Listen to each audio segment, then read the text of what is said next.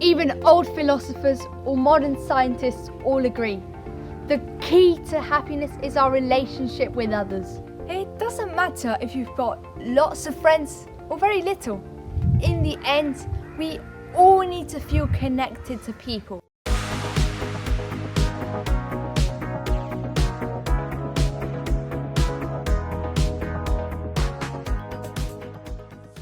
Hi guys, welcome back to my channel. Today you are watching part 2 of how to make new friends. Having friendships nowadays is not an easy come and does not come as easily as many people believe. So, how do we make new friends? Stay tuned. Science has shown us that vulnerability is one of the basic ingredients to create a friendship.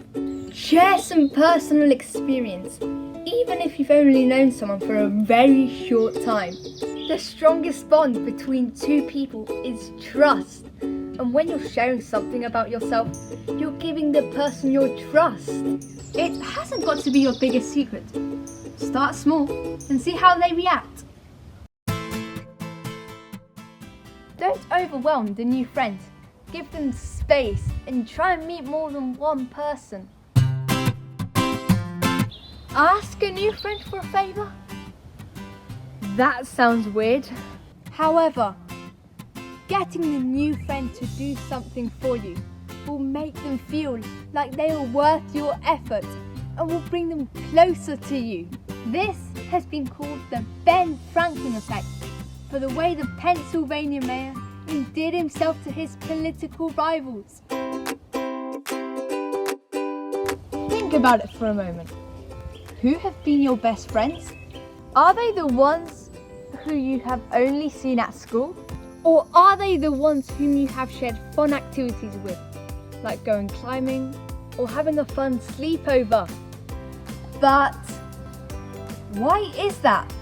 It's as simple as our brain connecting the positive emotions of that exciting activity with the person we did it with. And finally, just be yourself.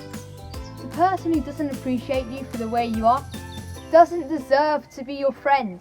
So, what did we learn today? Today we learned about share some personal experience. Don't overwhelm the new friend.